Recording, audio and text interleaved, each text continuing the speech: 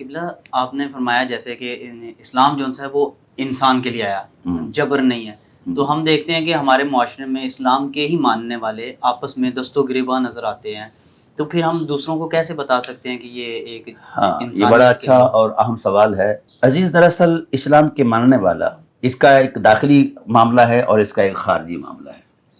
داخلی معاملے میں تعلیمات نبوی نے یہ طے فرمایا کہ المسلم من سلم المسلم من لسانہ و یدہ۔ مسلمان کا ٹائٹل یہی ہے، شناخت یہی ہے، ڈیفینیشن یہی ہے کہ جس کے ہاتھ اور زبان کے شر سے دوسرا مسلمان بھائی محفوظ رہے۔ اور جس وقت لا الہ الا اللہ محمد رسول اللہ کی آفاقی عقائد میں ہم داخل ہو گئے تو اس وقت اللہ تعالیٰ نے یہ ارشاد فرما دیا کہ تم جہاں جہاں جس فاصلے پر ہو، جتنے بھی تنوعات ہیں تمہاری زندگی کے اندر، کل مومن اخوہ، ہر فصیل جو ہے، ہر دیوار گرا دی گئی ہے، اب تم ایک اخوت میں ہو، بھائی چارے کے اندر ہو۔ تو جو انتشار آپ محسوس کرتے ہیں، فرقہ واریت ہے، دوسرے تیسرے معاملات ہیں، دراصل ان لوگوں نے اسلام کو قبول ہی نہیں کیا۔ اگر قبول کرتے تو ان کی روح کے اندر نور پیدا ہو جاتا، کردار کے اندر حرمت پیدا ہو جاتی، تقدس سیرت جو ہے یہ انہیں نصیب ہو جاتا۔ اسلام کو جس نے مانا ہے، مثلا قرون اولیٰ میں چلے جائے تو اسلام سے پہلے جو معاشرے کی صورتحال تھی وہ سب کے سامنے ہے۔ اب ایک تشت میں، ایک تھالی میں عبد الرحمن بن عوف بھی بیٹھا ہے جو سب سے بڑا امیر کبیر ہے، اور اسی تشت میں حضرت بلال بھی کھا رہا ہے۔ یہ اسلام کی تعلیمات کا تقدس ہے اور نور ہے اور تاثیر ہے۔ ہوتا یہ ہے کہ ہم نے اسلام اپنے خیال کی دنیا کو بنایا ہوا ہے۔ تعلیمات الہیہ اور تعلیمات نبویہ جو ہے وہ ہمارا موضوع ہی نہیں ہے۔ وہ دلچسپیوں کے لیے ہم پڑھتے ہیں، بحث و تمیز کے لیے ہم اس کو سیکھتے ہیں اور بحث و مباحثہ شروع کر دیتے ہیں۔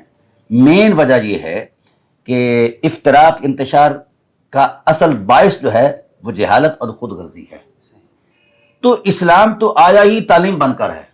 اقرأ باسم ربک الذی، اس کا پہلا عنوان ہی پڑھنا پڑھانا اور تعلیم ہے، تاکہ اخلاقی رویوں کے اندر ایک حرمت پیدا ہو۔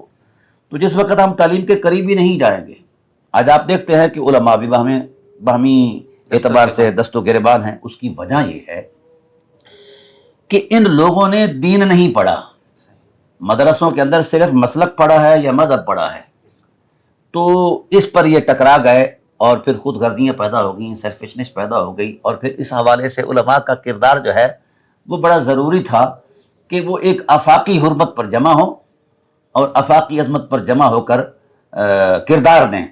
لیکن جس وقت خود علماء ہی تقسیم ہو گئے اور ایک دوسرے کی تکفیر کرنے لگ گئے اور ایک دوسرے کے ساتھ الجھ گئے، اور جس وقت وہ غور کیا گیا کہ پس منظر کیا ہے، یا تو بیرونی سازش ہے یا ان کی ذاتی اغراض ہیں، نظریہ ضرورت ہے، اس کے علاوہ فرقہ واریت کی کوئی صورت ہی نہیں ہے۔ قرآن کریم نے جتنا فرقہ واریت کی مذمت کی ہے اتنا کسی جرم کی مذمت نہیں کی۔ شرک کائنات کا بدترین جرم ہے، شرک سے بھی قرآن کہتا ہے بدترین اگر جرم ہے تو فرقہ واریت ہے۔ تو لہذا ہمارے ہاں جو ان کی اسلامی تعلیمات کا تسلسل ہے وہ ہم نے اپنایا ہی نہیں، نہ ہی ہم ڈیپلی اسلام کو پڑھتے ہیں۔ قرآن تو تدبر کا حکم دیتا ہے، اور میں مسلک کی اینٹ بنا کر جناب والا تدبر کا میڈ کر دیتا ہوں۔ میں نے مانا ہی نہیں ہے اسلام ہے کیا، بطور دین کیا ہے، بطور تقدس کیا ہے، عرفان کیا ہے۔